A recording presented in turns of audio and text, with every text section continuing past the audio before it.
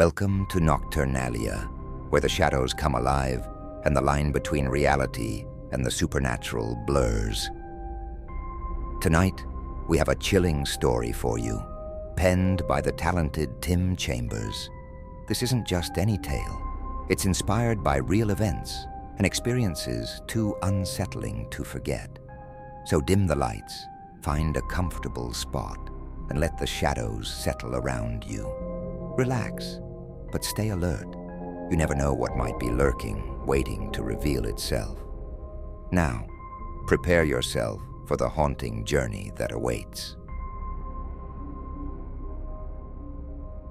The elderly man clutched the phone next to his ear, his face a mask of concern. "How long is he going to be there?"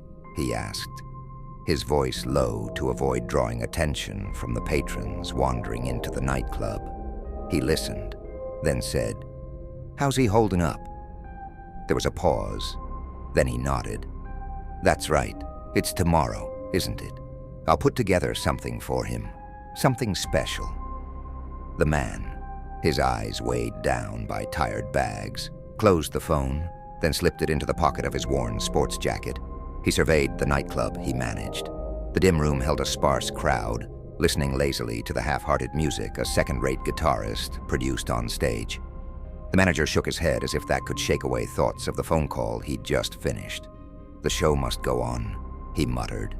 He went backstage and spotted the night's next performer, a tall, youthful figure in faded velvet and crimson gloves. The manager approached the magician. "All right, kid, you're up next," he said. "The crowd's thin. They're not expecting much. Do your best, okay?" The magician adjusted his top hat and grinned, the smile reaching his piercing blue eyes. "Don't worry, they're in for something special." The guitarist wound down his lackluster act and shuffled off the stage without a word. A bored MC appeared, barely glancing at the sparse crowd scattered across the dingy room. Under the weak flickering spotlight, he droned into the mic. "Ladies and gentlemen, please welcome the amazing Alex." His voice held the enthusiasm of someone reading a grocery list. A few stray claps echoed weakly, drowned by the slurred laughter of a drunk perched at the bar. "Oh, great," the drunk jeered, swaying slightly. "Another rabbit out of the hat, clown." The magician mounted the stage. He bowed deeply, holding his pose for a moment before straightening. He held out his arms in a welcoming gesture. "Good evening, ladies and, well, mostly gentlemen." The heckler belched, waving his drink dismissively. Yeah. "So what you gonna do?" The magician's jovial smile didn't falter. "Actually," he said, his voice dropping into something conspiratorial, "I'm not going to tell you what I'll do." The audience stirred, some leaning forward in their creaky chairs. "Instead, you," he swept a hand toward the crowd, "are going to tell me what I'll do." A ripple of murmurs waved through the room. The heckler snorted. "What a joke," he slurred. From the back row, an aggravated voice called out, clear and cutting, "Make that guy shut up." The magician's smile widened mischievously. "Granted," he said, and with a snap of his fingers, a puff of smoke erupted around the heckler. When it cleared, the drunk was clutching at his throat, eyes wide in surprise, his lips moving but no sound escaping.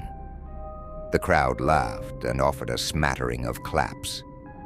A bold voice from up front shouted, "Hey, he's just a plant." Alex perked up and grinned. "A plant, you say?" He snapped his fingers again, and another puff of smoke surrounded the drunk.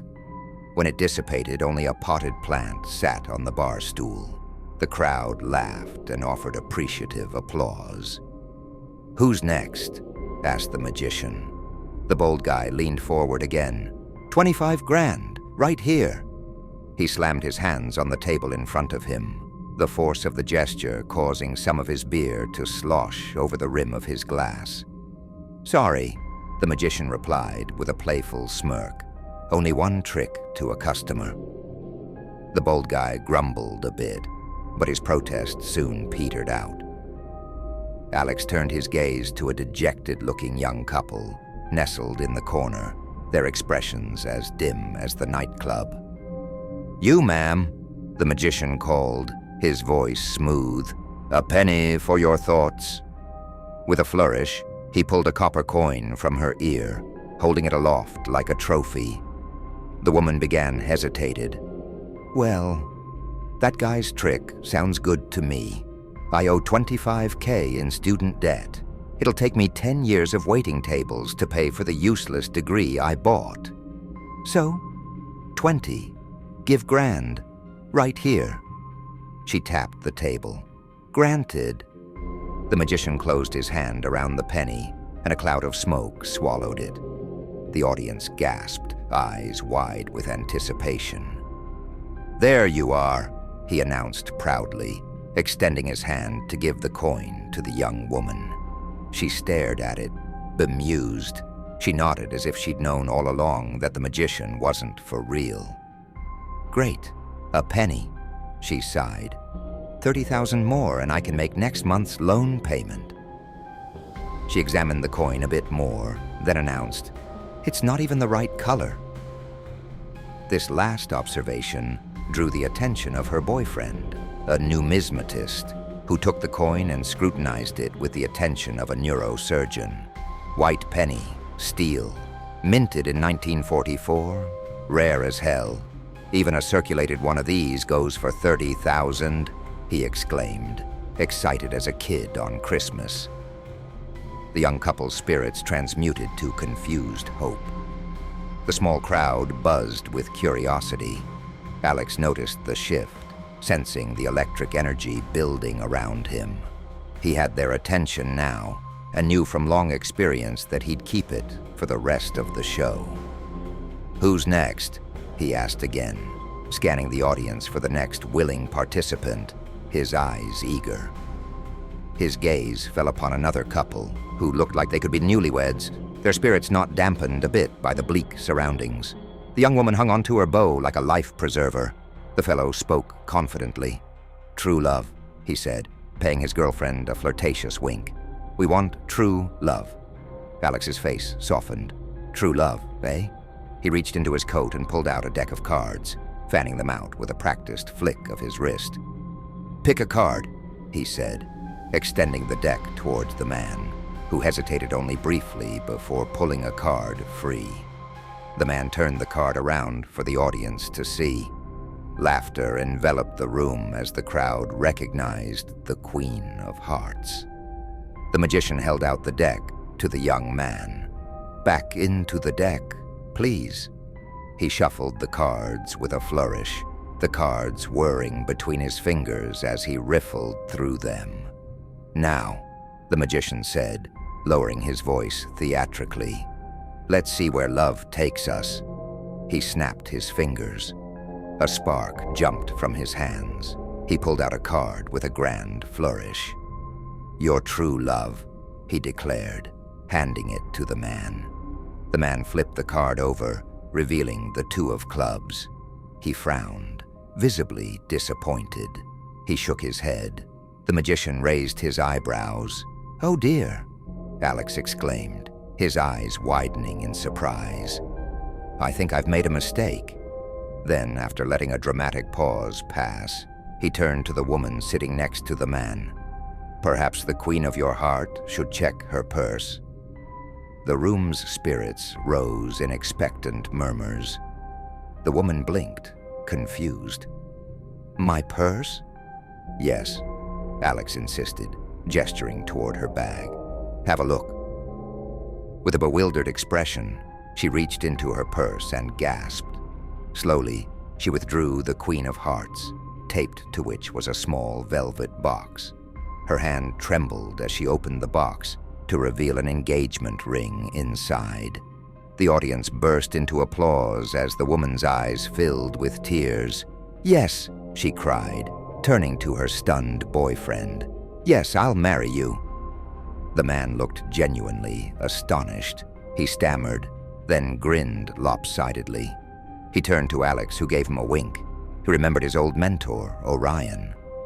"Magic isn't about fooling people," the old wizard had said. "It's about creating a sense of wonder." Alex surveyed the crowd, small but starry-eyed. "Thank you, Orion," he silently said. The manager approached the magician as the last of the crowd, bubbling with chatter about the show, trickled out of the club. The magician was packing away his props, carefully placing them into a small leather case. His velvet coat hung loosely off his shoulders.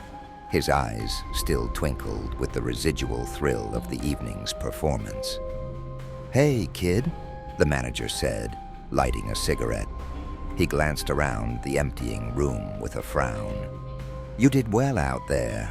Real good. I don't know how the hell you did that ring trick, but they ate it up." Alex smiled, but didn't stop packing his gear. "The best tricks are the simplest ones," he said cryptically. "But what about Tommy?" the manager pressed. "Tommy?" "The drunk," explained the manager. "Where'd you hide him?" "Ah," replied the magician, grinning. "He's someplace safe. A bit confused, maybe, but he's all right." The manager thought about pursuing the matter, but let it pass. A generation of experience with a generation of stage magicians told him that asking about the tricks was useless. Illusionists never explained their secrets. "Listen," the manager continued, rubbing the back of his neck. "How'd you feel about doing another show? You've got a booking here as long as you want." The magician shook his head, his movements deliberate. "Sorry, only one show to a venue, a promise to my master." The manager exhaled smoke, letting the silence linger before chuckling. "Can't say I blame you. I'd hightail it out of this dump if I could." Alex smiled, then returned his attention to his packing. The manager hesitated as the germ of an idea dawned upon him. He flicked the cigarette away. "Hey, how about doing a birthday party?" The magician raised a curious eyebrow. His interest piqued. "A birthday party," he repeated, his tone neutral, but a hint of curiosity creeping in. The manager nodded, pulling out a wad of bills from his pocket. He fanned them out. The crisp 20s crinkled. "I can make it worth your while." The magician glanced at the money but remained unmoved. He started to turn away. "It's not about the money," the manager added quickly, his voice dropping lower. "It's my grandson." Alex paused, looking up at the manager now. Something shifted inside him. "He could use a boost, you know," the manager continued, his whole heart behind his words. "He's angry about a lot of things. I thought maybe a little magic might lift his spirits." He sighed deeply, as if the world was burdening his shoulders. "His birthday's tomorrow. He's turning 11. "Maybe," Alex murmured. "Tell me more." The children, glad for a chance to escape the boredom of the hospital's pediatric ward, sat eagerly at the cafeteria's tables. Some of the children, the less infirm ones, even bounced in their seats, awaiting the arrival of a man the nurses had called the magician. The anxious waiting was interrupted by a pop, a cloud of smoke exploding in the corner of the room. When the haze cleared, there stood the magician, his faded velvet coat hanging a little loose on his frame, an open, friendly smile spread across his face. A nurse, standing nearby, blinked in surprise, mesmerized by the magician's materialization.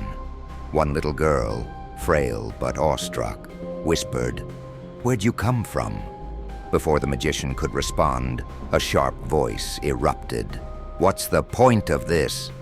The speaker was a boy, his head bald from treatments. He glared at the magician with eyes far too old for his 11 years. It's bad enough that I have to stay in the, he made air quotes with his fingers, children's ward. But they really think I'm gonna feel better by some caped dimwit pulling rabbits out of hats. Please. The magician met the boy's fierce gaze with a steady calm. No rabbits or silly hats here, he said softly. Just a humble entertainer, trying to make a little magic, if you'll let me. The awestruck girl chimed in again. What tricks are you gonna do? As if on cue, the magician bowed. Actually, he said, taking on his practiced conspiratorial tone, I'm not going to tell you what I'll do. Instead, you, he swept a hand towards the children, are going to tell me what I'll do. The boy was unimpressed. His eyes narrowed. Fine, he said. You want to do a trick? Okay, I wish for a brontosaurus. Let's see you do that. His voice dripped with sarcasm. The magician's lips curved into a smile, but there was something deeper in his gaze now, something that shimmered with both understanding and a trace of sorrow. Granted, he said. With a flourish of his hand, he snapped his fingers and exploded with a small flash. The beast was the size of a cat, but otherwise it looked like a denizen of Jurassic Park. The children looked on in astonishment as the tiny, toy-sized brontosaurus meandered at the boy's feet, staring befuddled at the floor, its dull eyes searching for a patch of grass. The boy eyed the mini dino with a skeptical gaze. Cool hologram, he laughed acridly. But the boy's mouth fell open when he reached out toward the gentle beast, and his finger met a solid skin that felt like leather. The brontosaurus flickered, then vanished. Unfortunately, the magician said, the hospital doesn't allow pets on the ward, but I'll see that he's waiting for you at home when... Make me better, the boy blurted, a flash of hope, raw, desperate hope, suddenly blazing in his eyes. He clenched his fists, his voice trembling as he said, Make me better. That's what I want. I wish to be better. The magician looked stricken. His smile faltered and he winced with pain. I'm so sorry, he whispered, but one trick to a customer. The boy's face crumpled, tears springing to his eyes. Silence hung over the room for a long moment. The magician, his heart heavy, turned again to the awestruck girl whose wide eyes were still gleaming. With a soft smile, Alex said, A penny for your thoughts. He drew a penny from her ear and offered it to her. What trick would you like to see? The girl looked up at him, her small, pale hand reaching out to take the penny. She thought for a moment, then looked over at the boy, her expression as gentle as velvet. I like his idea, she said, her voice barely a whisper. She glanced back up at the magician. I want for him to get better. Now it was the magician who was awestruck. He searched his memory, which spanned more decades than anyone would believe, for a moment where a request had inspired him with such wonder. People's wishes, especially grown-ups' wishes, were usually so small.